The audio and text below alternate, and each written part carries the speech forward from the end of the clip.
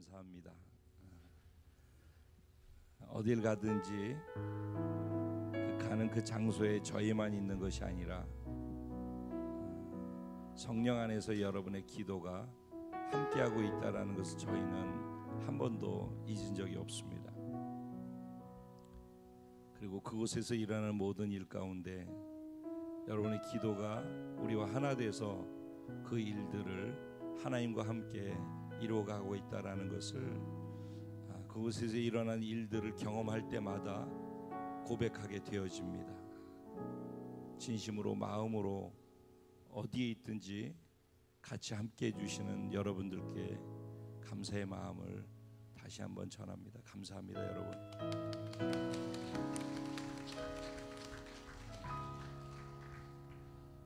여러분 각자가 자기가 해야 될 자리에서 각자가 해야 될 일들을 해주고 계십니다. 그 중에 제가 주일날 교회 오게 되면은 보통 이 마당에 도착하면 8시 15분쯤 돼요. 그럼 그곳에서 차 안에서 간단하게 간식을 먹고 집에서부터 출발하면서 오늘 말씀에 대해서 제가 같이 묵상한 것을 나누면서 와요. 그리고 오는 동안에 시간이 짧기 때문에 도착해서 간식 먹는 동안에도 말씀을 계속해서 묵상한 것을 나누죠. 그러다가 반에 우리가 모이기로 약속이 돼 있기 때문에 반 되어지면은 제가 차에서 나와서 성전을 지나서 사무실로 들어가요. 그러다 보면은 8시 이전부터 와서 우리 점심 식사를 하는 것을 도와주시려고 아침 일찍 제일 먼저 교회 와서 섬겨주시는 분들이 있어요. 차량으로 봉사해 주기 위해서 일찍 와서 차량 키를 사무실에서 빼서 차를 운전하고 지역을 돌면서 여러분들을 라이드 해주기 위해서 다니시는 분들과 또 식당 안에서 국수를 삶기 위해서 또 반찬을 준비하기 위해서 일찍부터 와서 그렇게 하는, 지금 같은 때는 좀 덥지만 그래도 아침 일찍에는 괜찮은데 겨울철에 그렇게 하는 모습 보면 정말 고맙고 짠하고 그래요. 그래서 오늘도 제가 그러면 뒤에 가서 꼭 안아드리면서 정말 감사해요 라고 제 마음을 나누죠. 그러면은 당연히 제가 할 건데요 라고 말씀을 해주셔요. 그렇죠. 각자가 받은 은혜만큼 하나님을 알고 구원을 알고 은혜를 알면은 자기가 받은 은혜만큼 자기가 해야 될 자리에서 자기가 할 걸 그냥 하는 거죠. 당연히 자기가 할 걸 하는 거예요. 맞아요. 그런데 그렇게 자기가 할 것을 자기 자리에서 해주시는 게 저는 고마운 거예요. 그래서 각자는 자기가 할 걸 하는 것이고 저는 할 거를 해주는 그 자체가 당연한 게 아니라 고마워하는 것이 또 제 마음인 것이죠. 그게 건강한 공동체가 세워져 가는 과정이라고 생각을 해요. 각자 자기 할 일을 하면서 가지만은 내가 없는 곳에서 누군가가 또 자기 자리에서 움직여주는 사람들이 있어서 오늘 나는 교회만 와주는 것이 내 대성공이라고 생각하는 분도 계실 수 있겠지만은 그래서 또 공동체가 돌아가고 그 소수의 인원 가운데에서 각자 자기 자리를 지켜주고 기도해주고 봉사와 헌신해주는 분들이 모여서 이 작은 인원이 1000명 넘는 교회를 오히려 저희가 가서 섬길 수 있는 기회가 은혜로 특권으로 주어지는 것이라고 생각해요. 외부에서는 저희 교회에 오면은 군사들이라고 그렇게 일컫더라고요. 우리는 우리를 어떻게 평가하는지 모르지만 외부에서 저희 교회에 와서 저희들이 살아가는 모습, 저희들에게 맡겨진 것을 감당해 나가고 있는 모습을 보면 그것이 캠프가 됐든지 아니면 여기는 손님을 접대하는 것이 됐든지 아니면 여기서 모여서 한 팀은 나가서 하나님의 사역을 하고 있고 이쪽에서 중보기도를 하고 있는 것이든지 무엇이 되든지 그렇게 하고 있는 모습 자체가 이 교회 밖에서 있다가 오는 분들의 눈에는 군사로 보여지는 것 같아요. 그래서 군사의 삶을 살아주시는 여러분들이 대견스럽고 감사하고 저는 또 그런 것입니다. 이 시간 그렇게 계속해서 살 수 있는 힘이 예배 속에서 얻어지는 거라는 것을 우리는 놓치지 말아야 해요. 예배가 실패되어지면은 예배가 예배로서의 예배가 되지 않고 참석자로서의 예배가 되면은 즉 내가 예배자로서 예배를 놓치는 순간 하나님의 자녀로서 예수님의 신부로서 성령과 함께 예수 오실 길을 준비하는 군사된 삶을 사는 것이 불가능해요. 아무리 머리로 알아도 현장에 나가서는 그 삶을 살 수 없어요. 그래서 예배가 정말 그렇게 살기 원한다면은 예배의 목숨을 걸어야 돼요. 예배 속에서 그렇게 살 수 있는 힘을 유일하게 얻을 수 있는 그런 은혜가 부어지기 때문이죠. 그러니까 예배에 기대 없이 온다라는 것은 예배 이후에 그렇게 살 의지가 생각도 그 다음 생각까지도 아예 없기 때문에 그런 거지. 정말 주를 위해서 주님이 원하시는 삶을 말씀을 들은 대로 지식이 아니라 살고자 하는 사람들은 그래서 예배에 전부를 걸고 예배 속에서 임재하신 하나님을 갈망하는 갈망이 있는 것이죠. 오늘 우리의 예배가 하나님이 찾고 계시는 그리고 여기 다 몰려있네 라고 즐거워하시고 감동받으시면서 우리의 예배를 한 사람 한 사람을 예배자로 인정하시면서 받으시는 예배가 될 수 있도록 우리의 마음을 여기 지금 보좌를 두고 계신 하나님을 향할 수 있었으면 좋겠어요. 예배가 진행되는 과정 속에서 말씀이 선포되는 과정 속에서 여기 지금 내 눈 앞에서 천지를 창조하고 나를 구원하신 하나님이 나와 함께 하고 계시다라는 것 놓치지 않음 속에서의 반응으로 남은 시간도 이어질 수 있기를 소원합니다. 그리고 그 안에 하나님의 은혜가 차고 넘쳐서 삶의 현장으로 흘러갈 수 있게 되기를 갈망합니다. 이런 예배를 우리가 드릴 수 있도록 보이진 않지만 우리와 함께 지금 예배하고 있는 공동체에 사랑하는 지체들도 이렇게 예배 드릴 수 있게 되도록 이것을 위해서 우리 주님을 의지하고 주님의 이름을 간절히 3번 부르고 기도하며 나아가겠습니다. 기도드리겠습니다. 주여, 주여.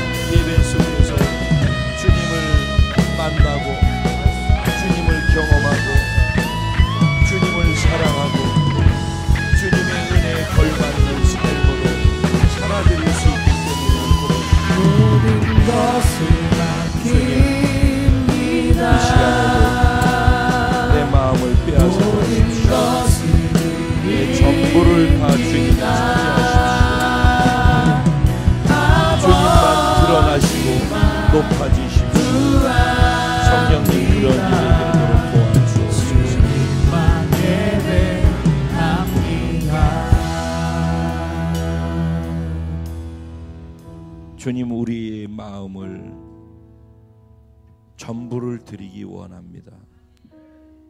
다른 것을 향해 있다면은 우리 마음을 송두리째 빼앗아 가 주십시오. 주님께만 사랑에 빠져서 반응하며 살아갈 수 있는 진정한 행복자가 되게 해 주십시오. 공동체 모두에 드려지는 예배, 주님께 완전히 마음 빼앗겨진 예배자들로서의 예배가 될 수 있도록 그것을 갈망하며 주 면전에 반응하는 예배를 드릴 수 있게 해 주십시오. 이 예배 속에 하나님의 임재 경험하고 임재 가운데 반응하게 해 주시되 우리의 반응에 감사, 감격, 기뻐서 반응하시는 성령님의 능력을, 은혜를, 사랑을 경험하게 해 주십시오. 그것에 감격하고 감사해서 사랑에 녹아진 마음을 삶으로 현장에서 순종과 헌신으로 주를 위해 살아낼 수 있는 주의 목적을 향해 살아가는 자들 되게 해 주십시오. 오늘 그래서 이 예배에 성령님의 임재와 기름 부으심으로 충만키를 간절히 소원합니다. 저를 도우셔서 그런 예배 될 수 있도록 이끌어가 주옵소서. 말씀을 전할 때 말씀의 실제가 되어 주옵소서. 예수님의 이름으로 기도합니다. 아멘. 할렐루야. 좌우에 계신 분들에게 함께 인사할 때 당신 예배하는 하나님이 당신 면전에 계십니다.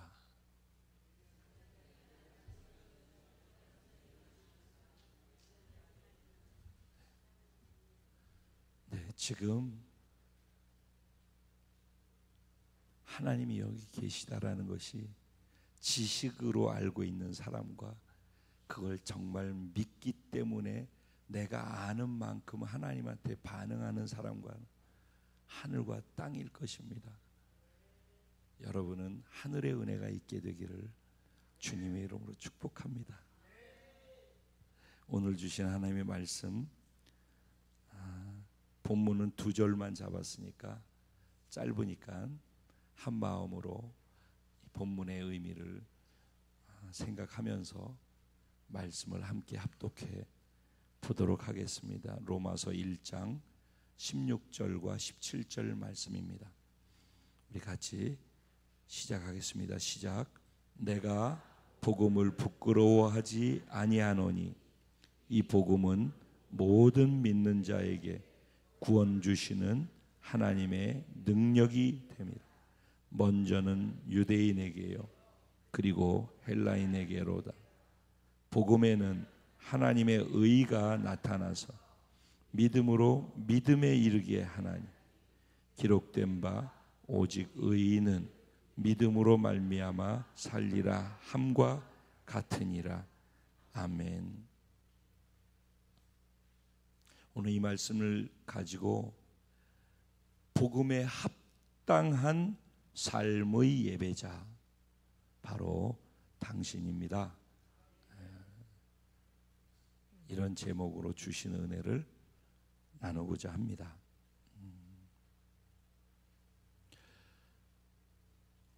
우리는 다 구원 받았죠? 여기 나는 구원 아직 못 받은 것 같다 계시면 손 들라고 그러면 안 들겠죠? 캠프 때는 제가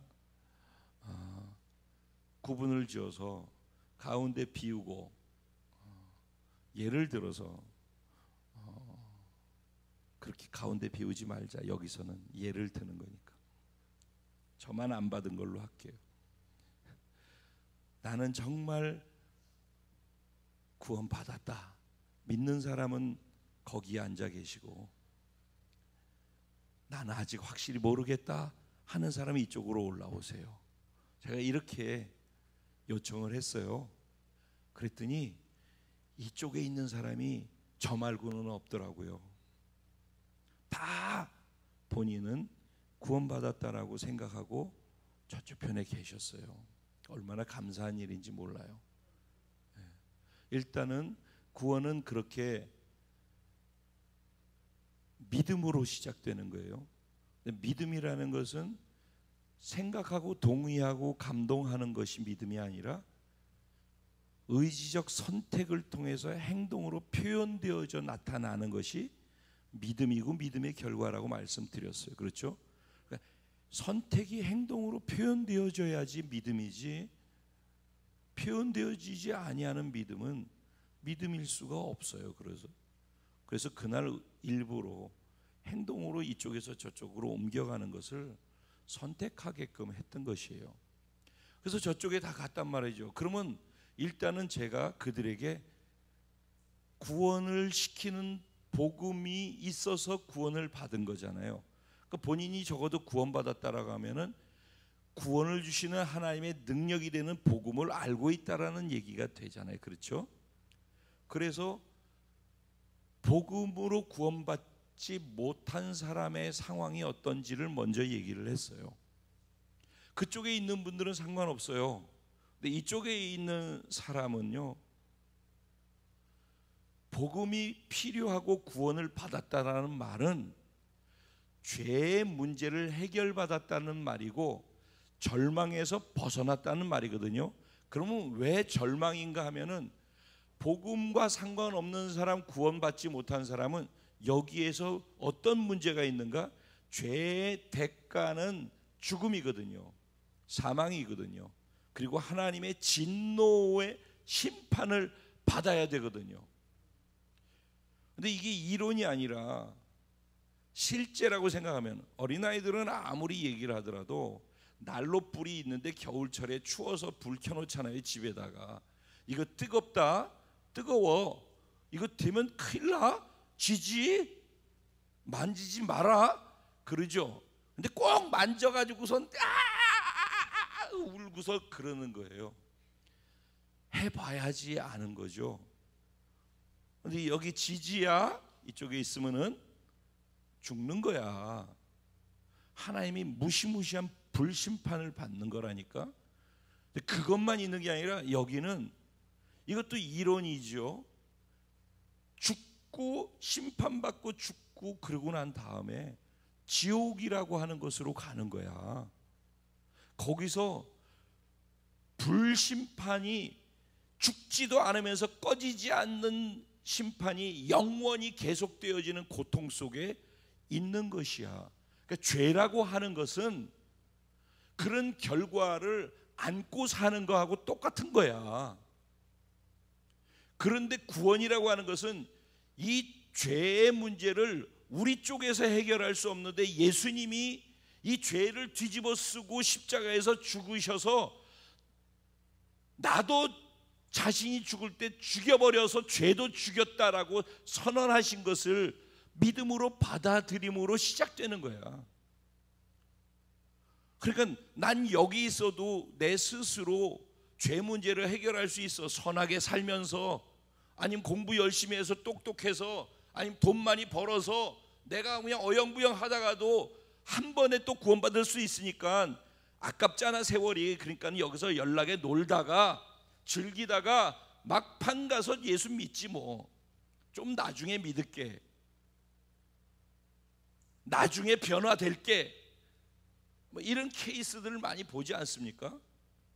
거기는 구원이에요. 근데 만약에 이쪽에 있다면 이렇게 살벌한 거라는 거죠. 근데 이게 구원받지 못한 사람의 상태라는 것을 생각하는 사람이 별로 생각을 안 하는 거예요. 세상 사람들은 듣도 보도 못했기 때문에 알지도 못하거니와 이걸 아는 사람조차도 선택을 하지 않는다니까요. 듣기만 하지 이론에 그치지 이게 사실이라고 받아들이질 않아요. 그러니까 실감이 안 나. 그게 믿지 않는다는 거예요. 그게. 그러면 결국은 그걸 사실로 받아들이지 않고 지식으로 있는데, 지식은 교회까지 나오게 할 수 있다니까요. 지식은 그럴듯하고 뭐 또 나쁜 일 하라고 그러는 거 아니니까 마음 편하니까 교회 다니지, 그게 구원이 아니라니까. 그래도 여전히 여기 있는 거라고. 구원은 자기 스스로 구원의 문제, 죄의 문제를 해결할 수 없다라는 것을 계속 죄 짓고 있잖아. 누구보다 더 잘 알잖아, 서로가. 그것이 소름 끼치게 무서운 결과로 간다라는 거에 대해서 자각이 있어야지. 그래서 내가 아무리 이렇게 비비고 대충 사는 거로 넘어간다고 해서 모면할 수 있는 게 구원의 문제가 아니라는 것이에요. 그냥 끝이라니까. 그래서 이걸 사실로 받아들여서 실감나게 두려움을 갖는 사람이 이 죄 문제를 주님이 해결했고 이걸 해결할 수 있는 것은 주님밖에 없다라는 것을 인정하고 받아들임으로 시작되는 게 구원이라는 사건이란 말이에요. 그러니까 교회 나오는 것으로 구원이 아니라 지금 얘기한 이 부분에 대한 정확한 이해와 두렵고 떨림 속에서 죄 문제를 해결받고 싶은 사람이 예수님을 믿으면 죄의 문제가 해결된다라는 걸 받아들임을 통해서 여기서 저리 넘어가는 거라고. 그게 지금 여러분들이 이쪽에 있지 않고 그쪽에 있는 이유라고요. 그래서 구원받았다라고 거기 있는 거란 말이죠. 그래서 이쪽으로 온 사람들은 신분의 변화가 일어난 거예요. 그 선택 때문에. 나는 아무것도 한 것도 없는데 그 선택한 것 때문에 존귀한 하나님의 자녀가 돼서 내가 하나님의 존귀가 나의 존귀가 되는 거예요. 그걸 받아들였기 때문에 하나님의 보배로우심이 나의 보배로움이 되는 거예요. 하나님의 거룩하시고 의로우심, 죄가 없으심이 그걸 받아들였기 때문에 내 거룩과 나의 의가 되어주는 거예요. 그래서 나를 볼 때는 똑같은 나이지만 여기 있는 나나 거기 있는 나나 여기서 요만큼 걸어가면 되는 거지만은 주님이 나를 보실 때는 여기 있는 나로 보지 않고 거기에 예수의 옷을, 거룩한 옷, 보배로운 옷을 입고 거기 계신 것으로 예수님 때문에 그렇게 인정을 해준다라는 거예요. 그래서 나는 여전히 여기 있는데 내가 거룩하다라고 인정해 주시는 거예요. 내가 보배롭다라고 인정해 주시는 거예요. 그걸 나는 바뀐 게 하나도 없다니까. 존재적으로는 똑같은데 존재적으로 완전히 바뀐 존재라고 선언하시는 것을 믿음으로 받아들여서 존재가 바뀐 거예요. 그러니까 내가 뭔가 열심히 한다, 그 예수 믿고서 우리 그런 존재이기 때문에 어쨌든 봉사도 하고 착한 일도 하고 막 이렇게 다 하잖아요. 그러면 내가 그렇게 착한 일을 하고 봉사도 하고 그렇게 해서 변화되어진 것이 있기 때문에 내가 변했다고 생각하는 착각들을 하더라고. 착각하지 마셔요. 내가 그렇게 바뀌어서 행동하는 그것이 내 존재가 바뀐 게 아니에요. 존재는 여전히 여기에 있는 썩어 문드러진 죄덩어리예요. 여러분 착각하지 마셔요. 여전히. 그런데 내 믿음으로 하나님 내 믿음을 예수 그리스도를 통해서 인정해 주셔서 아닌데 계속 그렇게 봐주시는 것 뿐이에요. 그리고 계속해서 그것을 믿음으로만 주장할 때만 계속 그런 상태가 되는 거예요. 그래서 믿음 없으면 끝인 거예요. 그렇기 때문에 내가 다른 사람하고 비교했을 때 다른 사람보다는 잘하는 부분이 있을 때 비교해서 시험 들고 기분 나쁘고 뭐 어쩌고 이런 것들이 있잖아요. 그거는 자기가 그만큼 하고 못하는 걸 보면서 비교되어지는 것이 자기가 더 나아졌기 때문이라고 착각하기 때문에 생겨나는 기분 나쁨이고 불편함이란 말이에요. 여전히 똑같은 거예요. 여전히 죄인이. 그래서 여전히 구원이 필요한 거예요. 여전히 십자가에 넘겨야 되는 거예요. 그래서 날마다 죽는다라고 바울 얘기하는 거예요. 그러면 성경을 좀 더 알려고 해야 돼요. 어제도 제가 저기서 얘기했지만은 예배는요 깊어지려면은 주님을 아는 것이 깊어져야 돼요. 사마리 여인에게 너희는 모르는 것을 예배하고 몰라도 예배를 해요. 우리는 아는 것을 예배한대요. 알고 하는 거하고 모르고 하는 거하고는 마음의 깊이가 다르고 행동의 표현이 마음이 어떻게 담기느냐가 다 달라져요. 이런 어마어마한 얘기를 들으면서 용감하게 존다. 참 용감한 거죠. 지금 이 상황이 어떤 상황인지, 오늘 말씀이 어떤 말씀인지 진짜 그래서 그러잖아요. 내가 이게 지적하려는 게 아니라 그럼 무조건 일어나 가지고서 아무도 지적하는 사람 없어요. 나와 하나님과의 사이에서 나와의 싸움일 뿐인 거예요. 근데 하나님 안에서 내가 변하고 싶고 말씀을 모르는데 어떻게 아는 예배를 드리며 내가 모르는데 어떻게 예수님을 믿음으로 살아드리는 거잖아. 근데 내가 예수를 모르고 성경 말씀을 모르는데 어떻게 예수를 살아드릴 수 있겠냐고. 근데도 살지도 못하면서 알고 싶지도 않고 원하지도 않고 교회 나오면은 그게 신앙생활이라고 생각을 하기 때문에 발전도 없고 알아야지 않은 만큼 그 다음을 살아드릴 수 있는 것은 그 다음 단계라니까요. 우리가 여기에 걸려 있다고요. 복음은 이렇게 싸구려가 아니에요.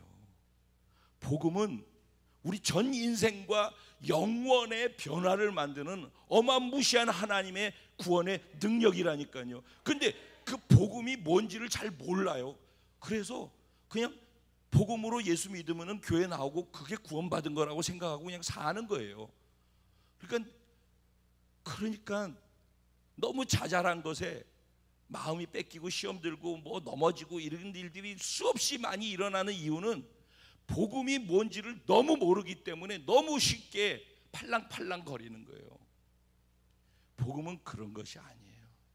나의 전 존재를 통으로 하나님이 바꾸시는 거예요. 그러니까 이쪽에서 내가 해결할 수 있으면은 복음이 싸구려예요. 교회를 나와 주는 것이 복음이 나한테 주는 어떤 변화라고 생각한다면은 복음은 그런 게 아니에요. 나를 교회 나오게 하는 것이 복음이라고 생각하면 그건 큰 착각이고, 복음은 구원을 주는 거라고 그랬는데 이쪽에 아까 얘기했잖아요. 이쪽에 있는 게 얼마나 살떨리고 두려운 것인지 여기 있는 걸 이쪽으로 가도록 만든 거라니까. 근데 내 안에는 여기에서 저쪽으로 갈 수 있게 만드는 게 요소가 한 개도 없다라는 것을 알아야지 복음이 소중한 걸 알고 그 내게 구원을 주신 그 복음의 은혜가 얼마나 어마어마한 것인지를 알기 시작하는 거예요. 그게 얼마나 알아가느냐에 따라서 감동도 감격도 그분을 향한 사랑의 표현도 예배도 다 깊어지는 것이. 그러니까 예배는 복음을 모르면 깊이로 넘어갈 수가 없는 거예요. 그러니까 뭘 내가 해주는 것처럼 생각하고 신앙생활을 하고 있는 게 있다면 가장 기초 부분부터 뭔가 잘못 꼬여 있는 거예요. 그래서 이런 것들을 복음이, 그래서 오늘 제 제목이 복음에 합당한이라는 표현을 쓰잖아요. 복음이 이렇게 어마무시한 무시무시한 하나님의 상상할 수 없는 은혜란 말이에요. 그래서 제가 어제 오늘 연속해서 제가 이런 표현을 써요. 요번에 강사들 중에서 어떤 분은 세계 나라를 30개국 넘게 다녔다고 그러더라고요. 그러니까 또 어떤 분은 70개국을 넘게 다녔다고 그러더라고요. 그러니까 다들 우와 와 할 만한 거예요. 그러고 보면 저도 하도 돌아다녀 가지고선 보니까 마일리지로 하면은 대한항공 마일리지만 한 75만 거의 80만이 다 됐으니까 무지하게 많이, 그것도 키로가 아니라 마일이니까 무지하게 다닌 거죠. 그런데도 제가 선교지만 다니고 이렇게 했기 때문에 30개국 좀 넘더라고요. 그렇게 다녀도. 근데 지구상에 나라가 몇 개가 있어요 도대체? 200 몇십 개에서 작은 건 나라 같지 않은 나라까지 다 하면 300개가 넘어요. 그러면 기껏해서 30개 70개 다녔다고 그러고 몇십만 마일을 해봤자 30개 한 거예요. 300개 중에 10의 1조 했네. 그리고 많이 했다라고 하는 거예요. 복음을 안다라는 것이 이런 거예요. 내가 알고 있는 수준이 내가 몇 개국을 다녔어요. 난 어느 나라 갔다 왔어요. 그런데 가소롭지요. 한 나라 갔다 와가지고서 그렇게 난 30개국인데 그러면 그러죠. 300개 나라가 있다니까. 근데 나라 갔다 와서 한 군데만 찍고 오죠. 근데 지구를 샅샅이 다 돌아서 아는 사람은 또 극소수의 탐험가들이나 극소수의 여행가들만 그래요. 그런 사람들이 책을 쓰고 전문가라고 하죠. 그러면 그걸 아는 거라고 그래요. 그럼 우리 어디 나라 갔다 와서 안다라고 그러는 수준하고 이 사람들의 수준하고 하늘과 땅일 수 있겠죠. 똑같은 지구에 살면서. 그래서 그 사람하고 비교가 되는데 그 비교되는 걸 갖고서 나는 저하고 다르다라고 생각을 하고 사는 거예요. 그런데 지구는 태양계 안에서 수금지와 목토 천하명 중에서 요만한 것 한 개예요.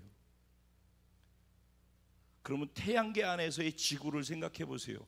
근데 지구에서 한 나라를 갔다 왔다고 안다라고 하는 사람이 태양계 안에서 지구가 어떤 것이겠어요? 그러면 내가 안다라는 게 얼마나 진짜 웃기는 아는 거겠어요. 그렇죠? 여러분 잘 한번 들어보세요. 복음을 좀 더 우리가 알아야 된다니까요.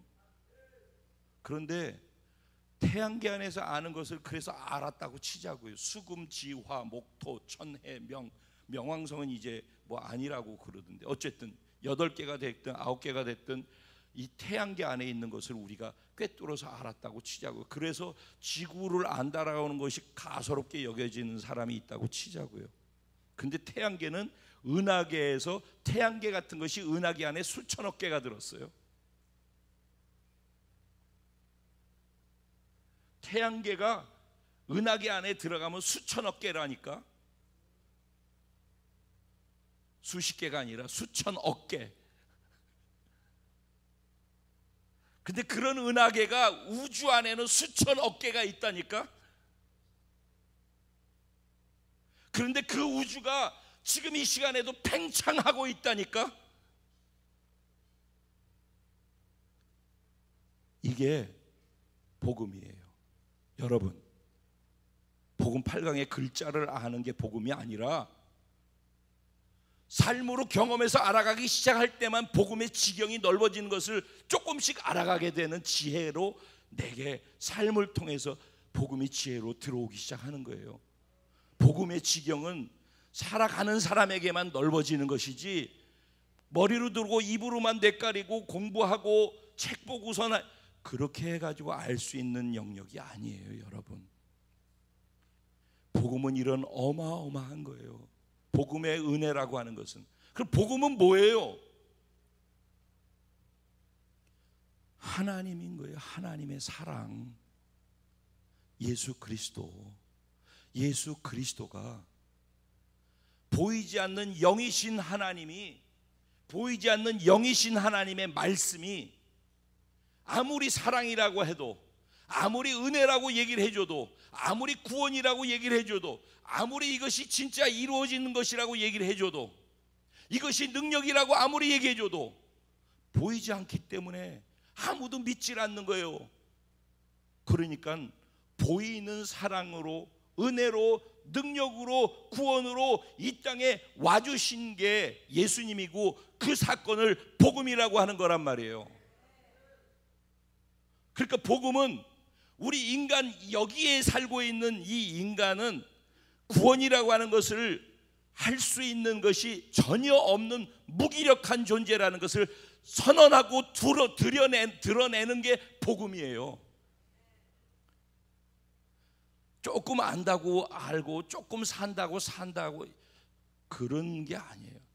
살아도 여기 있으면서 은혜로 그렇다라고 여김을 받음 속에서 변화된 만큼도 존재의 변화는 믿음으로 받는 것이지 상태는 여전히 그렇다는 거예요. 그렇기 때문에 교만할 수가 없어요. 복음을 알아가는 사람은 아무리 어마어마하게 변화가 돼가지고 그 변화를 표현하고 헌신하고 최선을 다해서 전부를 다 쏟으면서 살아도 사람들은 그것을 인정해주고 그렇게 추켜 세울지 모르지만은 아무도 그 앞에서 할 말이 없는 게 복음의 또 다른 측면이기도 한 거예요. 그리고 복음은 무기력한, 구원으로부터 무기력한 인간을 저쪽으로 빼내서 완전히 새로운 존재를 바꿔놓고, 신분을 바꿔놓고, 소속을 바꿔놓고 완전히 새롭게 갈 수 있게 변화를 만들어내는 것이 복음이라고요. 그러니까 이론을 받는 게 아니라 이게 경험되어져야죠.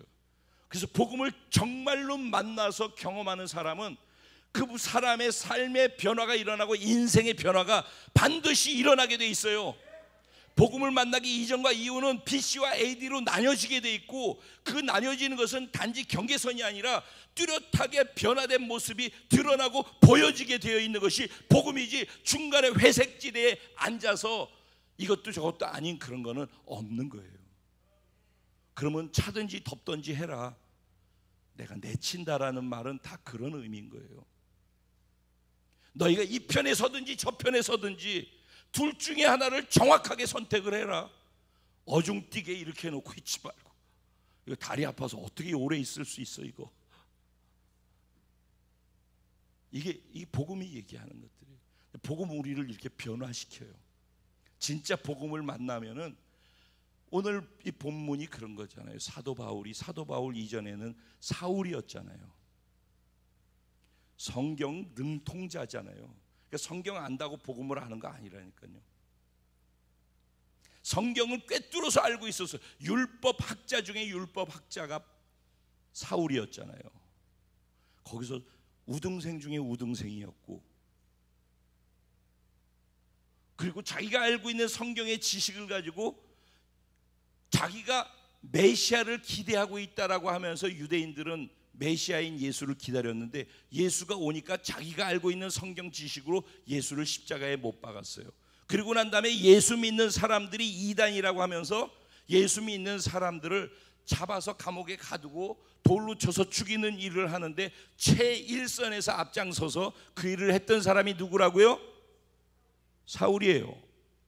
그 사울은 그 열심히, 자기가 알고 있는 성경의 지식이, 자기가 알고 있는, 살아가고 있는 열심히 자기를 구원하고 있다라고 생각을 했어요. 그러다가 다메섹으로 가는 길에서 부활하신 예수를 만나는 거예요. 분명히 자기 눈앞에서 죽었는데 살아나셔서 자기 눈앞에 죽고 부활한 예수를 만날 때 눈이 비늘이 벗겨지고 새로운 눈이 열리고 새로운 존재로 변화가 시작되는 거예요. 그러니까 복음을 통해서 예수를 인격과 생명으로 만나지지 않으면은, 그러면은 변화라고 하는 것은 상관없이 기껏 변화는 교회에 나오는 것 이상의 변화를, 존재의 변화를 믿음으로 만들어 나가는 것이 되지 않는 거예요. 하지만 이 복음을 만난 사람은 그 사람의 인생이 바뀔 뿐만 아니라 복음을 만난 한 나라는 국가 자체의 변화가 일어나는 거예요. 국가의 운명이 바뀌는 거예요. 대한민국이 복음을 만나고 난 다음에 이렇게 변화가 된 거예요. 근데 복음으로부터 멀어지고 이제는 다시 휴머니즘으로 인간이 뭔가를 할 수 있다고 생각하고서 자꾸 그쪽으로 돌아가니까 인본주의가 점점 살아나기 시작하면서 이 나라가 점점 하나님의 보호하심과 은혜로부터 멀어져 가고 있는 것이에요. 여러분, 내가 복음을 어떻게 만났느냐, 내가 어떻게 복음을 알고 있느냐가 내가 복음에 어떻게 반응하냐를 통해서 확인될 수 있어요. 오늘 본문은 뭐라고 그래요? 사도 바울이 내가 복음을 부끄러워하지 않는데요. 그 말은 무슨 말이에요? 복음을 부끄러워하는 사람들이 많다는 얘기예요. 사도 바울은 자기 자신을 로마서에서 소개를 해요. 나는 예수 그리스도의 종, 바울은 사도로 부르심을 받아. 그러니까 자기가 예수님의 노예이고 또 예수님의 복음을 전하는 사도라고 그 정체성을 가지고 살았어요. 그러니까 예수 믿고 난 다음에 구원받은 사람은 구원받은 사람의 존재로서 나는 어떤 존재로 바뀌었는지에 대한 자기에 대한 존재 인식이 분명해요. 그걸 정체성이라고 하는 거예요. 자기 인식. 나는 누구인가?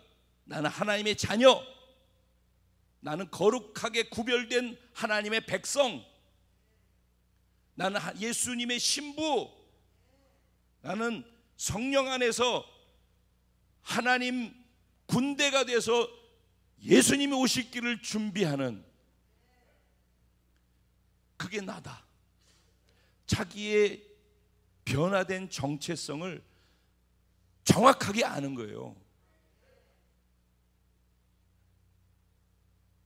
나 종 사도 바울은, 그러고서 그는 복음 때문에 부르심을 받았고 택정함을 받았다라고 얘기를 해요. 자기는 어떤 존재인지 정체성을 알고 어떻게 살아야 되는지를, 복음을 만나고 난 사람은 자기가 누구인지를 알고 어떻게 살아야 될지를 정확하게 알게 돼요. 바울은 복음을 위해서 택정함을 받고 복음을 전하는 사명으로 부르심을 받았대요. 그래서 그는 한번 예수를 만나고 난 이후는 삶이 이전과는 같을 수 없네. 그래서 늘 얘기잖아요. 이쪽으로 갔다가 이쪽으로 돌아온다고. 전혀 다른 방향이잖아요. 근데 왜 저쪽으로 갔다가 오면서 계속 이렇게 가냐고. 같을 수가 없다니까. 그래서 계속 이 길을 가는 거예요, 바울이. 근데 이 길을 가는 이유는 딱 하나예요. 주님 오실 때까지 내게 나를 구원시킨 그 복음의 감동과 감격을, 그 구원의 은혜를 나누기 위해서 사는 거예요. 그래서 자기는 수없이 선교를 다니면서 복음을 전했는데 로마에 복음을 전해야 되겠다라는 거예요. 로마에. 왜냐하면 모든 길이 로마로 통했고 전 세계가 로마의 지배를 받고 있는데, 로마를 내가 복음으로 정복하면은 세상을 정복한 로마가 뚫어놓은 그 길로 복음이 세상을 정복하게 나간다는 걸 알았기 때문에 나는 세상을 복음으로 정복하겠다고 세상을 정복한 로마를 복음으로 정복하려고 들어가고 싶다라는 것이에요. 그토록 하고 싶어 했던 것을 구구절절히 오늘 앞에 나오는 1장의 내용 속에서 내가 여러 번 너희들에게 가기를 간절히 사모했고 시도했지만은 길이 막혔었다. 근데 내가 왜 그렇게 너희들한테 가고자 하는지 아냐? 복음 안에서 받은 어떤 신령한 은사가 있는데, 복음 안에서 그 예수 안에 있는 그 신령한 은혜들을 너희들에게 복음의 은혜를 무언지를 알려줘서 그거를 주고 싶은 것이 이 안에서 너무 뜨겁고 간절한 열망으로 있어서 그거를 전해주고 싶어서 내가 로마를 가고 싶다 얘기를 하는 거예요. 그래서 그것이 너무 사무쳐서 나는 너희를 생각할 때마다 입에서 쉬지 않고 감사하면서 너희들을 향한 기도가 나온다. 그런 얘기들인 거예요, 앞에 내용이. 그러면서 뭐라고 얘기를 하냐면은, 내가 헬라인에게나 이방인의, 유대인, 지혜자, 어리석은 자 모두에게 복음의 빚진 자라고 얘기를 해요. 복음을 진짜 받아서 구원받은 사람은 복음의 은혜를 알기 때문에 복음의 빚진 자가 되는 거예요. 그래서 복음을 전하는 거예요. 이 복음이 얼마나 위대하고 복음의 능력이 나를 어떻게 변화시켰는지에 대한 그 복음을 내가 경험한 만큼 복음 그 자체에 내가 감동하는 거예요. 근데 내가 경험한 게 없어. 설교로 듣고 교회는 나오는데 구원의 복음이 어떤 것인지 내가 경험한 게 요만큼밖에 안 되니까, 근데 예수님을 전하라고 하는데 복음을 전하라는 거지 예수를 전하는 거 전하려고 그러는데 뭘 전해야 될지도 모르고 뭘 전해야 될지도 알아야죠. 그런데 더 중요한 것은 이 복음을 경험한 것에 대한 흥분과 감격과 확신이 내 안에 있어야 되거든. 어떤 것보다도 이걸 가슴에서 터질 것 같이 전하고 싶은 정도로 복음이 나한테 어마어마한 것으로 충격과 은혜로 다가왔어야지 입을 열면 그 얘기가 계속 나오고 그냥 흥분해서 자꾸 얘기를 하게 되고 그런 것이잖아요. 그리고 내가 여기에 있는 것이 얼마나 고통인지를 알고 저쪽으로 간 것이 얼마나 어마어마한 것인지를 알아야지 그 어마어마한 것을 나누고 싶고 여기에 있는 사람들을 불쌍해 보이고 그것에서 어떻게 하면 끄집어낼 수 있을까 때문에 전도라는 것이 단어가 생겨나는 것이지, 전도 그냥 하라고 하니까 억지로 하는 그런 것이 뭔 의미가 있냐고. 그렇게 해가지고 무슨 뭐 예수 믿으세요 이런다고 밥 한 끼 사준다고 그래가지고 그거 다 과정이겠지만은 그 자체가 그 사람을 변화시켜가지고 이쪽에서 이쪽으로 끌고 가는 건 아니잖아요. 내가 이쪽에서 이쪽으로 왔을 때 벅찬 감동으로 그 복음이 어마어마무시하게 경험되어진 사람만이, 하다못해 요새 예를 들면은 새롭게 찜질방이 생겼는데 거기 진짜 시설 엄청 좋더라. 한번 나랑 시간 내서 가보자. 이거 우리 기본으로 하는 거 아니야? 미장원 갔는데 야, 예전에는 그랬어. 여기 도끼 머리 빗는 거 있지 왜?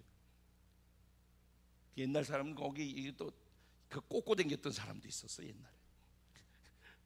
그거 공짜로 미장원 개업했다고 준다고 그러면은 야 저기 가니까 야 그거 준다. 그래가지고 그 미장원에 빚 받으러 가라고 그렇게 소개를 하기도 해요.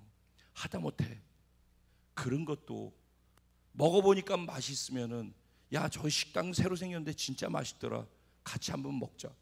내가 우리 사역자들한테 그러죠. 내가 먹어보고 맛있으니까 야 내가 사랑하고 좋아하는 애들인데 이거 꼭 같이 먹여보고 싶다, 이런 마음이 드는 거예요. 왜? 맛있으니까 그 맛있는 거를 같이 공유하고 싶은 것이, 내가 아끼고 사랑하면은 그 마음은 당연한 거 아니에요. 구원이라고 하는 것도, 그 구원을 만들어내는 복음이라고 하는 것도 마찬가지란 말이에요. 내가 구원받았다고 생각하고 여기 있지만은 나를 구원시킨 복음이 무엇인지를 모르고 복음에 대한 감격과 충격과 감동과 복음에 대해서 내가 받아들인 것이, 경험하는 것이 그렇지 못한데 어떻게 그 복음을 이렇게 맛있는 식당 소개하듯이 소개할 수가 있겠냐고요. 내 안에 적어도 어마어마한 충격과 감동으로서 다가와야죠. 그게 내 안에 복음을 전하는 동기요, 전하는 정도가 아니라 그 확신 속에서 나는 십자가 복음 위에 자랑할 것이 없다라고 바울은 그렇게 얘기하잖아요.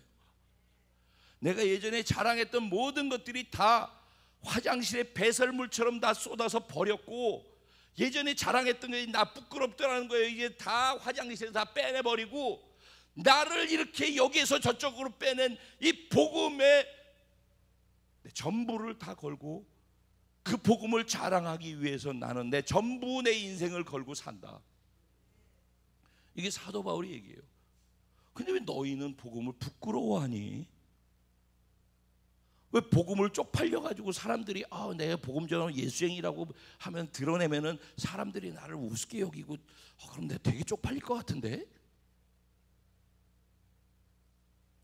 내가 복음을 부끄러워하지 아니하노니 이 복음은 모든 믿는 자들에게 구원을 주시는 하나님의 능력이 됨이라. 이 하나님의 구원을 주시는 능력 안에 하나님의 위대한 우주를 품는, 전 인류를 품는 사랑이 있다는 거예요. 그 안에 다이너마이트처럼 폭발시켜서 깨뜨려버리는 하나님의 위대한 능력이 담겨 있는데, 뭘 깨뜨려?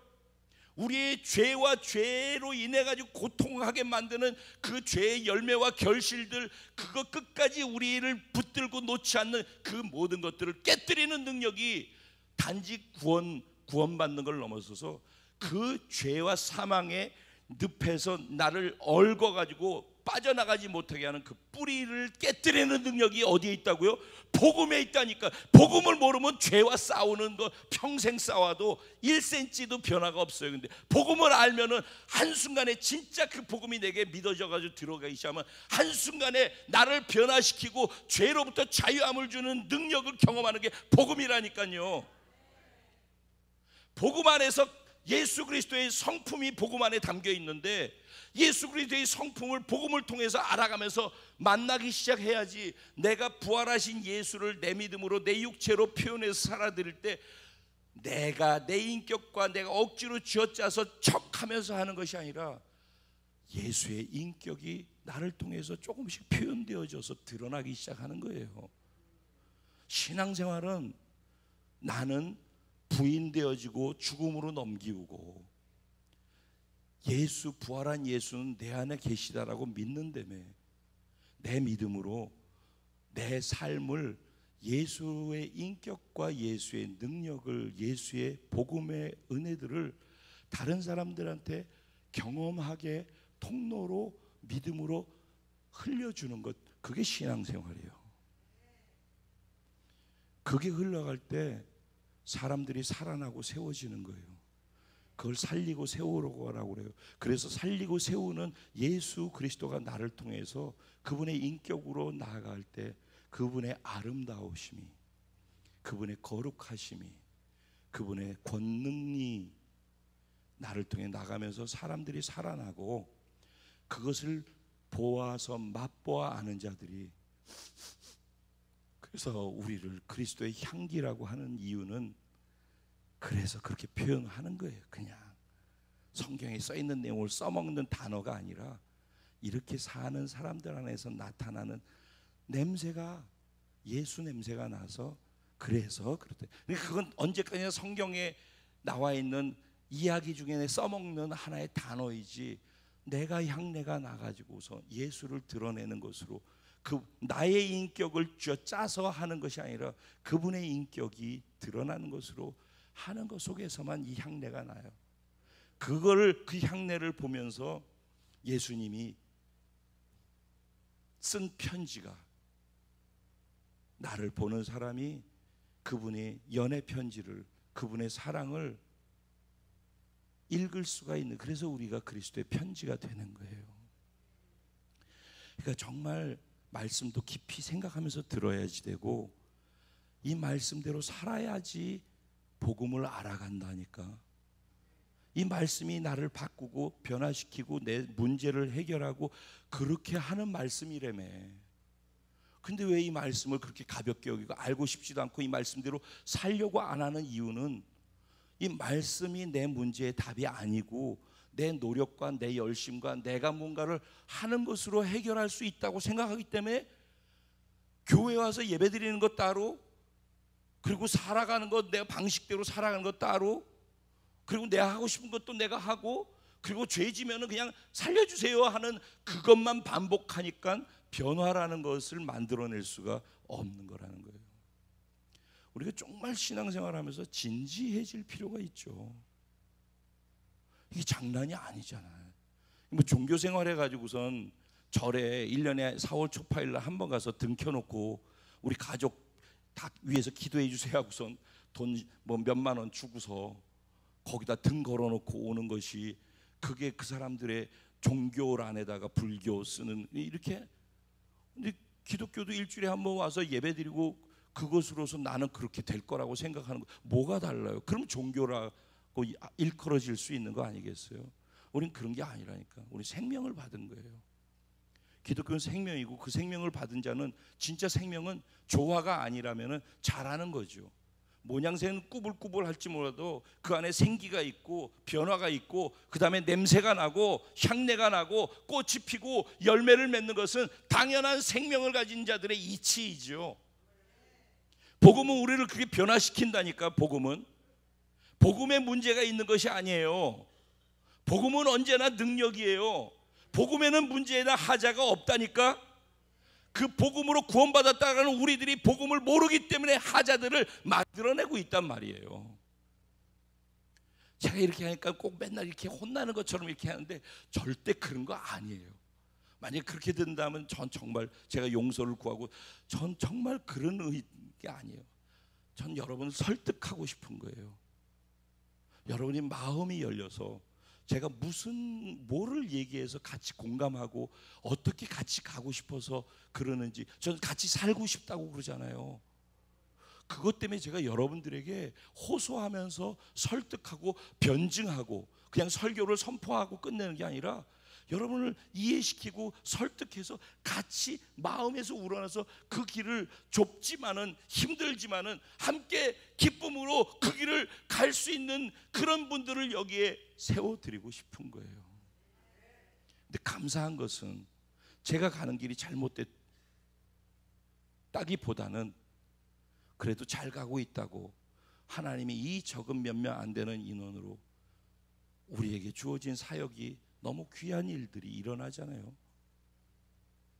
며칠 전에는 젊은이들이 복음을 듣고 뛰고 변화되어지고 모두가 다 고마워하고 우리 아이가 달라졌어요.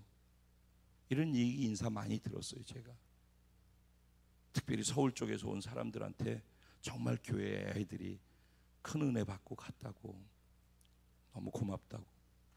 근데 요번에 이틀 동안에는 그 피곤한 몸을 갖고 갔는데 거기는 60%가 60대, 60% 70% 가까이가 60대에서 80대 성도의 숫자에, 그러니까 보니까는 수련회 한 270에서 280명 정도 오셨더라고요. 대형 버스를 몇 대를 끌고선 거기 오셨어요. 근데 거기에 보니까 거의 7, 80대 되신 분들이 잘 일어나지도 못하고 그냥 앉아가지고서 계신 분들이, 근근히 계신 분들이 숫자가 꽤 많이 오셨어요. 앞에 어린애들 앉았는데 감동받은 것은 이 앞에 있는 6살, 7살짜리들이요. 그거 보신 분들은 너무 초롱초롱하고 예배를 드리더라. 걔들이 이 앞에서 앉아가지고 진짜 고마웠어요. 그리고 감동받고 솔직히 미안하게 도전받았어요. 우리는 교회 학교를 어떻게 변화시켜서 아이들한테 이런 양질의 것으로 끌고 갈 수 있게 해줄 수 있을까? 제가 사실 오면서 그런 기도했어요. 애들조차도 진지하게 말씀을 듣고 그냥 이렇게 하고서 그 긴 시간 말씀을 나누는데 흐트러트림이 없더라고. 그리고 난 다음에 예배를 드리는데 맨 앞에서 계속해서 예배를 드리더라고. 그래서 뒤에는 안 움직이더라고. 첫째 날에는 앞에서만 움직였어요. 근데 둘째 날에는 할머니들이고 할아버지고 다 난리가 났어요.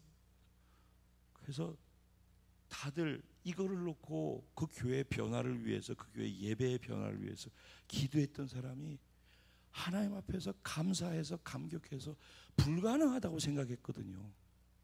대성통곡을 하는 거예요. 감사해서 너무 감동이 돼가지고 하나님 너무 감사하다고 30분을 울더라고. 목사님은 너무 감동해서 첫째 날은 목사님, 저는 우리 교회는 불가능할 거라고 생각했어요. 근데 우리 교회 예배 변화의 가능성을 제가 오늘 봤어요. 그리고 막 흥분하면서 얘기를 했거든요. 둘째 날 뭐라고 그러는지 아세요? 예배가 딱 끝났는데 제가 가서 꼭 안아줬더니 목사님, 거기도 목이 다셨어요. 목사님, 저희 교회 부흥이 이미 시작됐어요. 막. 정말 감사한 일이잖아요. 우리 안에는 선한 게 여전히 없어요. 지금 이 시간에도.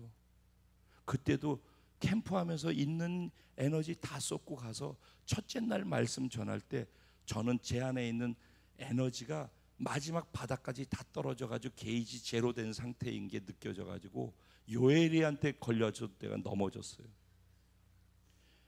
제 스스로가 이 몸 안에 에너지가 1도 없구나라는 게 그냥 확 느껴지더라고요. 그리고 이제 한 걸음만 가면 쓰러지겠구나. 그게 예배 딱 끝났을 때 제가 느낀 것이었어요. 그런 저희를, 그런 상태를 사용하셔서 이런 일을 하시는 분은 하나님이시죠. 저희 순천에서 이 전라남도 이 땅 끝에서 이게 몇 명 안 되는 이 인원 갖고서 누가 우리를 알아요. 근데 이런 우리, 지금 우리가 보고 있는 이 우리를 가지고 여러분 스스로가, 제 스스로가 자기를 알잖아. 그런 진짜 나쁘게 표현하면 오합지졸들을 드린 걸 우리 스스로가 아는데 그런 우리를 통해서 되어지는 일들을 보면은 정말 하나님이 우리를 사랑하시고 우리가 가는 노선이나 방향이 하나님이 기뻐하시는 것이기 때문에 약한 우리를 통해서 하나님이 이 일을 기뻐하신다라는 것을 스스로 행하시면서 증명하고 계신 거예요. 그러니까 여러분이 격려 받으셔도 돼요. 그리고 우리 교회 하나님이 기쁘셔서 이 길을 쓰고 계셔요. 여러분 힘내셔요. 그리고 여기에서 전해지는 말씀을 귀 기울여 자꾸 들으려고 하고 그 말씀 따라가려고 해야지 여기서 증명하신 그 하나님을 여러분의 삶의 현장에서도 교회에선 증명되는데 삶에서도 똑같은 하나님인데 그 하나님을 경험하면서 살아야죠. 그래야지 그 하나님을 경험하는 그 복음의 은혜를 내가 확신과 자신감 속에서 자랑하면서 살죠. 교회에서 전도하라고 그러니까 떠밀려가지고 사형리 깔딸딸딸 외워가지고 뭔지도 모르면서 감동도 없으면서 확신도 없고 그걸 자랑하고 싶은 뜨거움도 없으면서 전도하라니까 억지로 쥐어짜서 달달 외운 거 갖고 가서 하려니 되겠어요? 그거 하려고 그러면 얘가 이거 내가 안 하던 짓 하는 거 보고 얼마나 이상하게 생각할까? 그래서 부끄러워하는 거예요. 근데 나는 부끄럽지 않다니까. 내가 복음을 부끄러워하지 아니하노니. 왜냐하면 이 복음은 모든 믿는 자들에게 이 구원을 주시는 하나님의 능력이 됨이라. 유대인이나 헬라인에게 복음에는 하나님의 의가 나타나요. 이 하나님의 의가 구원을 이루는 하나님의 능력이에요. 복음에 하나님의 의가 나타나서 우리를 믿음에 이르게 한대요. 이건 두 가지로 생각해요. 계속해서 믿음으로 구원을, 하나님의 의를 계속해서 매 순간순간 그걸 확인하는 믿음에 이르게 한다라는 거예요. 그런가 하면은 처음에 구원받을 때 믿습니다라고 한 그 믿음이 그 다음으로 또 믿어서 경험되어지는 경험을 또 다른 믿음을 만들고, 마치 자전거의 오른쪽 발을 밟으니까 페달이 굴러가면서 왼쪽 발을 밟게 하고, 그래서 계속해서 믿음에 이르게 하나니. 결국은 지금 이 소개해드리는 복음과 이 구원과 하나님의 은은 믿을 때만 작동하는 거예요. 여기서 아무리 복음이 이렇게 위대하고 엄청나고 변화가 되고 어쩌고 저쩌고 다 해도 귀로 듣고 듣는 둥 마는 둥 아니면 지식으로 받아서 딴 데서 선생으로 잘난 척하고 써먹을 수는 있을지 모르지만 자신을 흥분시켜서 감격 속에서 증거하지 않으면 견딜 수 없는 살아 역동하는 복음이 되려면은 내가 복음의 원리를 이해하여서 나는 부인되어지고 죽음으로 넘기우고 예수는 내 믿음으로 역시 부활시켜서 내 믿음으로 예수를 살아내 드리는 거예요. 그거를 또 다른 성경에서는 너희가 나를 따라오려거든, 예수 믿고 구원받아서 예수 원하는 삶을 살려거든 자기를 부인하고, 이게 자기 십자가를 자기를 부인하고, 그게 자기를 죽음으로 넘기는 과정이에요. 이게 죽음 쪽에 속한 부분이 자기를 부인하고, 항상 자기를 부인해야지만 자기가 없는 거예요. 믿음으로 자기 십자가를 지고, 이 자기 십자가를 지고라는 말은 예수가 살았던 예수의 삶을 내 믿음으로 예수를 살아드리는 것이 자기 십자가인 거예요. 그래서 내가 부인되지 않는데 예수를 살아드릴 수 있는 게 가능할까요? 죽지 않는데 부활이 가능할까요? 그러니까 자기 부인 없는 사람은 절대 믿음으로 예수를 부활시켜서 다른 사람들이 부활한 예수를 나를 통해 보도록 살아드리지 못하게 돼 있어요. 그러니까 이게 안 되는 이유는 앞에 전제되어진 자기 부인, 자기 죽음을 구원받아서 믿는다고 하는데 그렇게 안 하기 때문에 뒤에 내 믿음으로 예수를 부활한 예수로 다른 사람들이 볼 수 있도록 경험시켜 주는 것도 안 되게 돼 있다라는. 그러니까 이론은 있으되 교회는 소속돼 있으되 하나님 나라와 하나님의 자녀로서 신분과 소속의 진정한 변화의 행동으로서 믿음으로 증명할 수 있는 것은 찾아보기가 쉽지 않다라는 거예요. 그래서 이 부분을 우리가 복음을 안다, 구원받았다고 할 때 진지하게 생각을 해보고 내가 어디까지 이 복음을 취하고 있고 믿고 있고 경험하고 있는지, 그리고 어떻게 이것을 내 삶에서 자꾸 확장시켜 나갈 것인지, 나를 통해 예수를, 그분의 인격을, 그분의 능력을 믿음으로 살아 표현해 드리는 것으로, 그것이 나를 다른 사람이 볼 때 변화라고 표현해 줄 수 있겠죠. 그걸 뭐라고 그런다? 또 다른 말로 성숙이라고 하는데, 그걸 뭐라고 그런다? 신학적으로는 의롭지 않은데 의롭다고 칭함받은 사람이 성화, 거룩하게 되어져 가는 과정이라고 신학은 표현을 하고 있는 거예요. 여러분, 어려운 얘기를 제가 쉽게 이해할 수 있도록 했는데, 이렇게 쉽게 한 것도 또 어렵다고 하더라고요. 근데 중요한 것은 살려고 하는 사람들에게는 이해가 되기 시작할 거예요. 살지 않고 머리로 이해하려고 계속해서 계속 듣기만 하는 사람들은 늘 똑같은 얘기로 들려질 수도 있고, 아니면 굉장히 어려운 얘기로 들려질 수 있어요. 이 둘 중에 하나예요.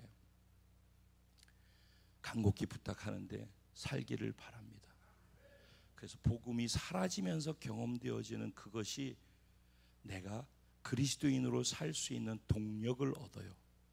그래서 그렇게 하면서 경험되어지는 그 은혜가 예배의 깊이를 만들어요. 왜냐하면 내 안에 감동이 크니까, 나를 감동시키는, 구원시킨 복음의 중심 되신 본질이신 예수를 사랑하고 사모함 속에서 내 전심으로 내 마음을 표현해 드리는 예배를 가능케 하거든요.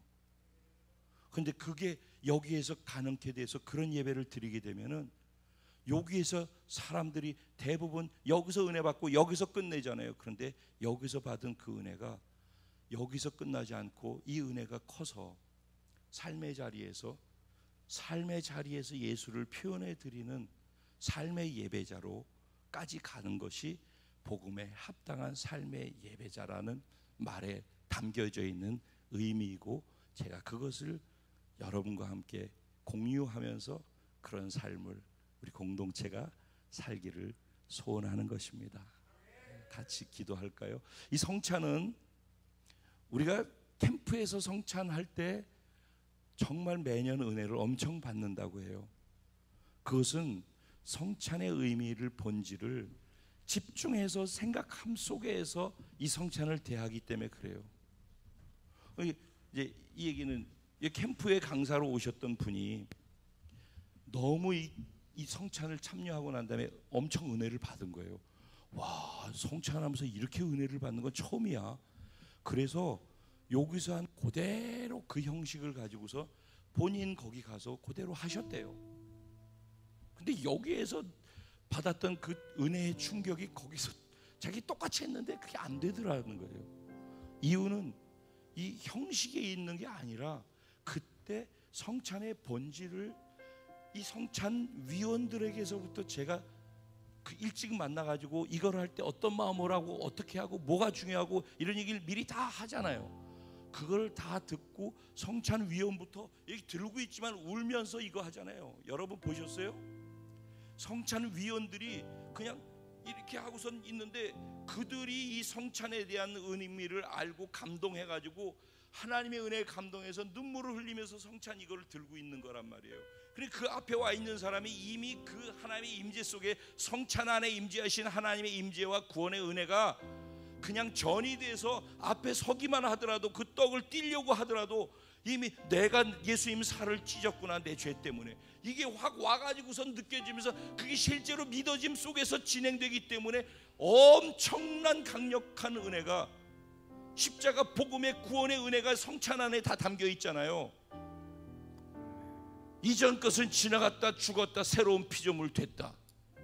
이거를 이제는 여러분 각자에 달린 거예요. 근데 지금 이걸 또 떡 떼놓고 이거 하는 거 시간 많이 가기 때문에 이렇게 지금 우리가 하잖아요.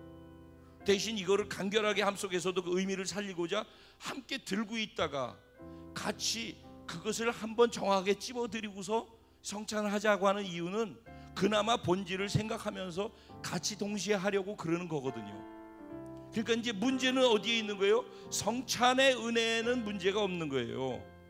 성찬을 하는 사람의 마음 속에 성찬에 대한 본질을 믿어져 가지고 진심으로 그 상태가 믿어짐 속에서 이 성찬을 받는 것과 그렇지 않는 것의 차이에 은혜가 있고 없고가 있을 뿐이에요.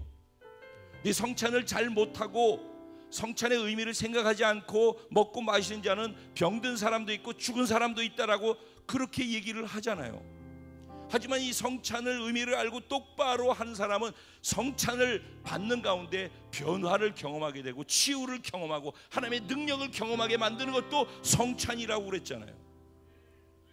그러면 정말 이 성찬에 담긴 것을 진짜라고 믿는 믿음이 있는 사람이라면 이걸 소홀히 하겠습니까? 그러겠죠. 저는 오늘 이 성찬이 오늘 존재와 소속을 신분을 완전히 송두리째 바꾸는 것을 경험하는 삶의 현장에서 능히 복음에 합당한 열매를 맺으면서 살아가는 삶의 예배를 능히 드릴 수 있는 그런 동력과 에너지가 성찬의 은혜 속에 있게 되기를 소원합니다. 같이 기도하실까요? 하나님, 작은 것을 한 가지를 하고 있더라도 내 마음과 진심이 담기게 해주십시오.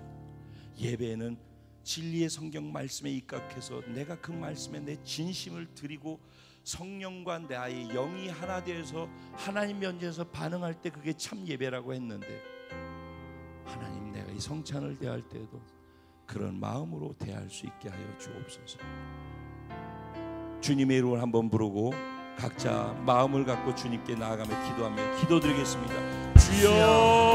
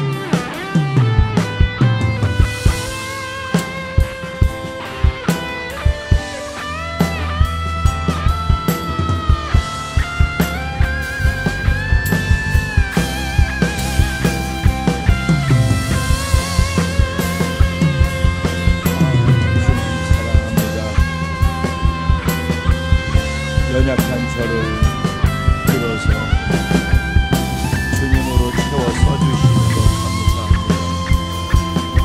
행여나 제가 저의 할 수 있는 것으로 함으로 주님이 가리워지지 않도록 성경님, 오늘 이 시간 전해진 말씀 가운데 하나님의 기름 부으심과 은혜와 성령의 역사로만 가르치게 하셔서 저는 보이지 아니하고 주님만 보이게 하시고 주님만 드러나게 하시고 주께만 영광이 되고 하나님만 높아질 수 있도록 이 시간을 그렇게 사용해 주십시오. 우리 성도님들을 정말 많이 사랑할 때 우리 교회 안에 변화가 일어나고 성숙이 일어나고 주의 살아드릴 수 있는 부활의 은혜가 넘치기를 소원합니다. 성령님 우리를 여겨 주시고 각자가 주를 더 많이 주의 사랑 가운데를 더 많이 경험할 수 있도록 주님께서 날 이끄시면 주가 항상 함께 하시네. 주의 사랑 안에 믿음으로 순종해 예배드리리 영원히.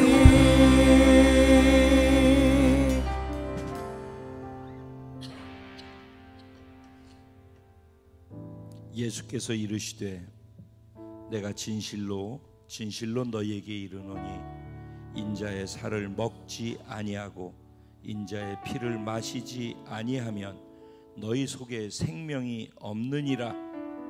내 살을 먹고 내 피를 마시는 자는 영생을 가졌고 마지막 날에 내가 그를 다시 살리리니 내 살은 참된 양식이요 내 피는 참된 음료로다.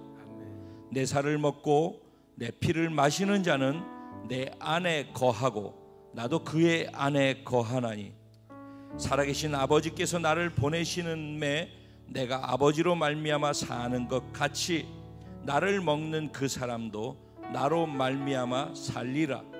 이것은 하늘에서 내려온 떡이니 조상들이 먹고도 죽은 그것과 같이 아니하여 이 떡을 먹는 자는 영원히 살리라. 아멘. 그렇습니다. 우리가 눈앞에는 떡덩어리와 포도주가 놓여 있지만은 우리의 믿음이 예수님이 나를 위해서 찢겨 주신 예수님의 몸이라는 것을 인정하고 우리의 믿음이 예수께서 나를 위해서 내 죄를 사하시라고 흘려주신 예수님의 보배로운 피라고 믿습니다. 이 믿음을 가지고 이 떡과 포도주를 대할 때 이 그리스도의 살과 피를 먹는 그 열매가 내 삶을 통해 나의 죽음과 예수의 부활로 믿음으로 드러날 수 있도록 완전히 새로운 피조물로 사는 변화를 경험하고 경험시킬 수 있도록 그런 생명의 능력이 되어 주실 줄로 믿습니다. 성령님, 이 시간에 성찬을 대하고자 하는 모든 사랑하는 공동체 지체들 가운데 임재하여 역사하여 주시고 성찬 가운데 임재하여 주시어서 이 시간이 하나님께는 영광과 기쁨이요 우리에게는 진정한 변화의 복이 될 수 있게 해 주시옵소서. 기대하고 믿고 감사하며 예수님의 이름으로 기도합니다.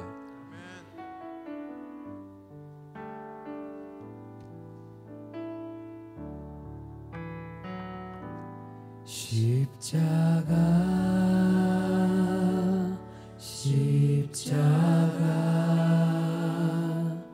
그 위에 나 죽었네. 그 사랑 내 속에 강같이 흐르네. 십자가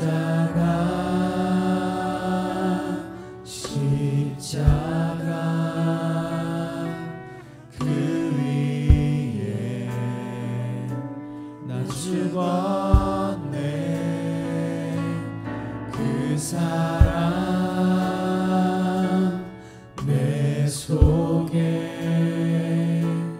강같이 흐르네. 그의 생명 내 속에 그의 능력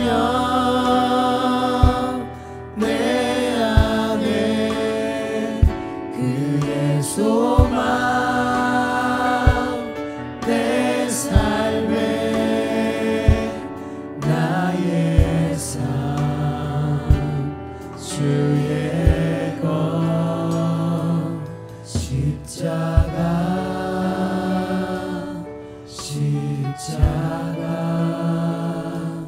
그 위에 나 죽었네. 그 사랑 내 속에 강같이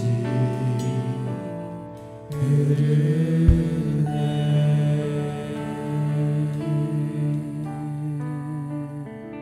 이제 우리 같이 떡을 뗄 터인데 이 떡을 드시면서 기억하십시오.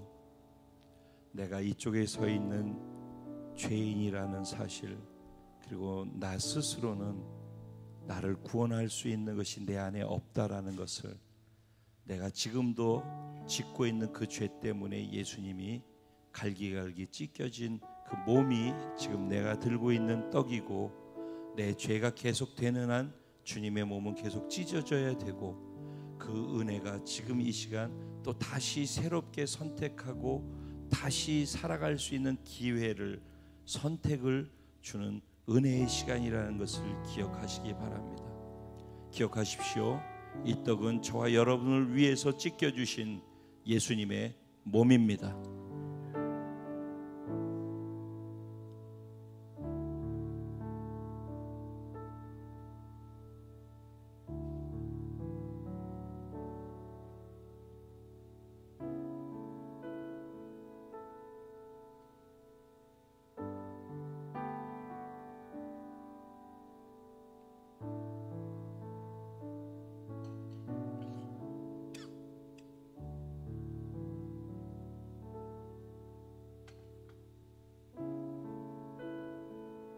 이제 우리 같이 포도주를 대하겠습니다. 예수님 채찍에 맞으실 때 40에서 하나 감한 채찍에 맞으셨습니다. 여러분 패션 오브 크라이스트 영화 최소한도 한 번 보셨을 텐데 그 찢겨 나가는 살 사이로 터져 나오는 예수님의 피가 선지가 돼가지고 흐르는 거, 가시관에서 찢겨가지고 흐르는 예수님의 피, 손과 발에 터져 나와서 흐르는 피, 창에 찔려서 옆구리를 통해서 심장이 터져서 마지막 한 방울까지 터지는 그 피가 내가 밥 먹듯이 찢고 있는 그 죄를 사해주기 위해서 흘려주신 피라는 사실을 기억하면서 오늘 이 포도주를 같이 대하도록 하겠습니다. 꼭 기억하십시오. 이 포도주는 저와 여러분의 죄를 사하기 위해서 흘려주신 예수님의 피입니다.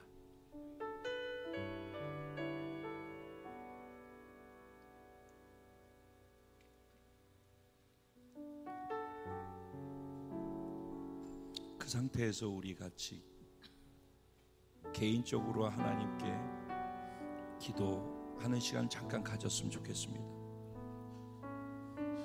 우리가 성찬을 대했지만 사실은 우리가 이거 진행하고 있는 이 순간에도 우리가 잠깐 놓쳤을지 모르지만 이미 여기 하나님이 계신 것입니다. 지금 우리 하나님 면전에서 이 일을 진행하고 있고 이것을 믿음으로 진행하고 있는 것입니다. 하나님 지금 이 면전에서 나를 보고 계십니다.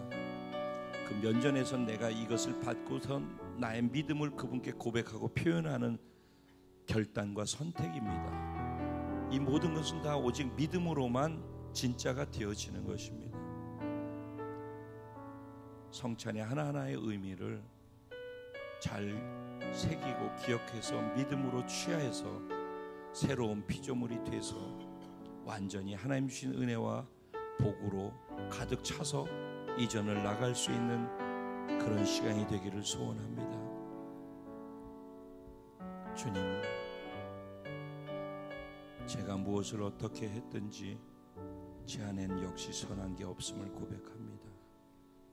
제가 어떻게 주님을 드러냈든지 제가 칭찬받고 인정받을 만한 것이 아니라 역시 존재적으로 죄덩어리고 언제든지 기회만 있으면은 또 얼마든지 죄를 선택하고 즐거워할 수 있는 것이 저임을 고백합니다. 그래서 오늘 여전히 그런 살떨리고 두려운 죽어마땅한 나를 그래도 끝까지 포기하지 않으시고 지금도 또 사랑한다라고 하시며 지금도 또 기회를 주시고 여전히 나를 불쌍히 여기셔서 두 손 벌리고 계신 주님을 오늘 이 성찬을 통해서 또 만납니다. 주님, 저를 불쌍히 여겨주셔서 저를 기다려 주셔서 저를 붙잡고 가주셔서 여전히 사랑해 주셔서 진심으로 감사합니다. 잘할 때도 늘 겸손할 수밖에 없는 이유가 여기에 있음을 제가 알기에 제가 어떤 상황에서도 할 말이 없음을 고백합니다.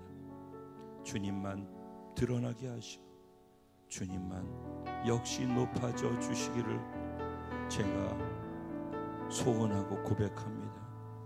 늘 주님 앞에 송구스러운 저를, 제 그 마음을 주님 누구보다도 잘 아시는데 저를 붙잡고 마지막 저를 선택하셔서 부르시는 그날까지 이 걸음을 멈추지 않고 놓지 않도록 저와 함께 해 주옵소서.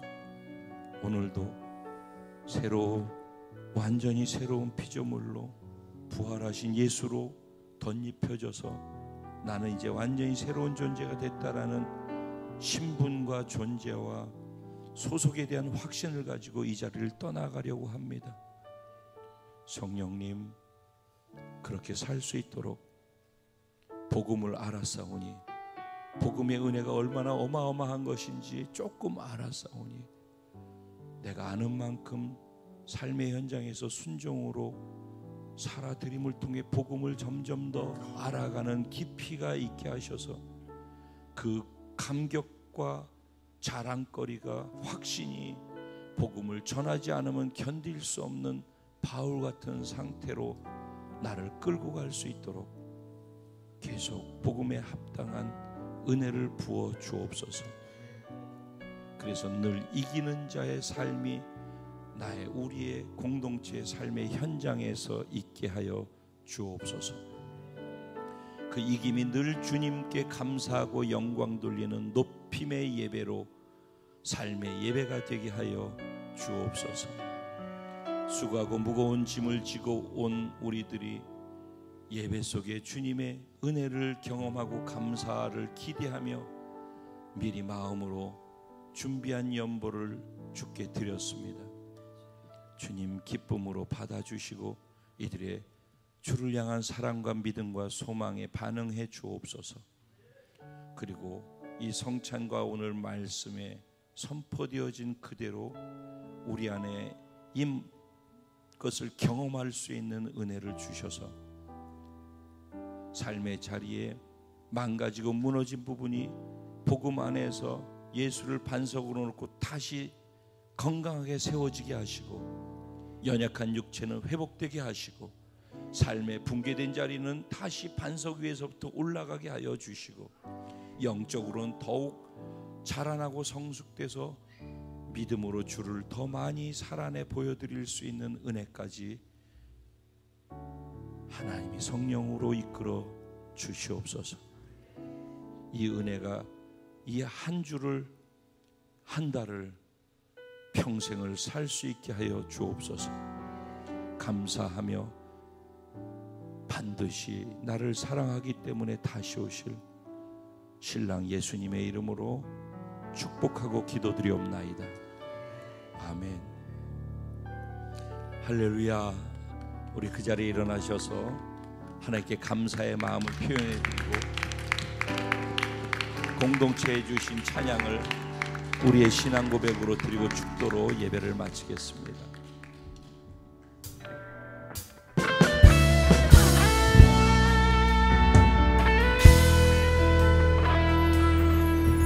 우리에겐 소원이 하나 있네.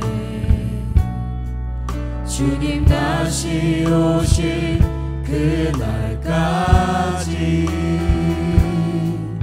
우리 가슴에 새긴 주의 십자가 사랑, 나의 교회를 사랑케 하네. 주의 교회를 향한 우리 마음, 희생과 포기와 가난과 고난, 하물며 죽음조차 우릴 막을 수 없네. 우리 교회는 이 땅의 희망. 교회는 교회되게, 예배는 예배되게 우릴 사용하소서. 진정한 구원에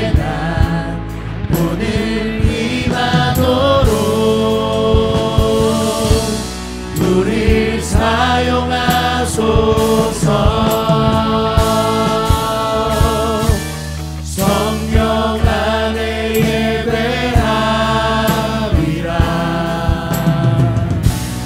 자유의 마음으로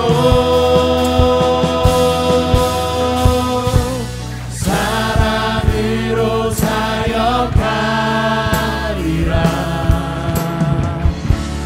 교회는 생명이니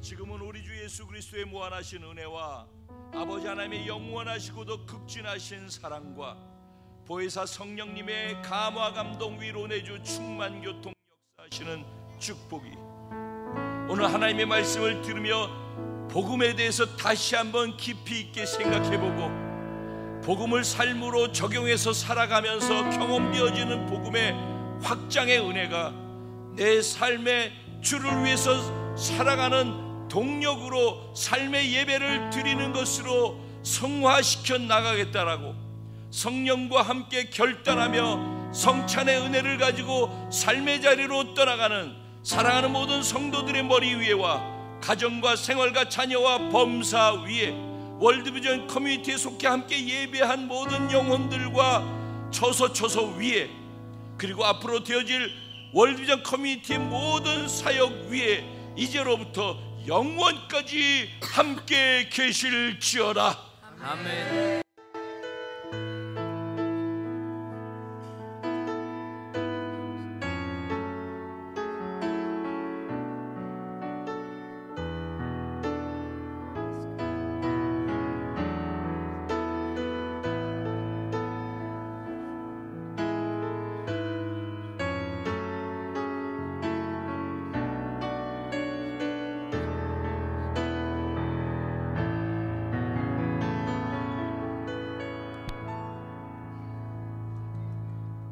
복음에 합당한 삶을 살게 하실 우리 하나님께 다시 한번 감사드립니다.